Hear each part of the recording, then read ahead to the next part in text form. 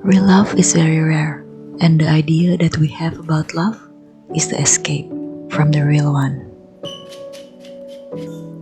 Love is the now. The now is love. You can be crazy and depressed, and yet you are still loved and loved by the now.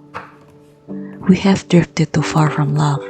We forget about who we truly are.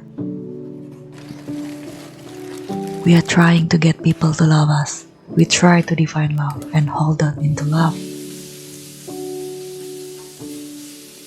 We are searching externally for love, forgetting that we are love. Love doesn't need reason or explanation. Love can be fierce and masculine. Love doesn't require the other to love you back. Love needs nothing.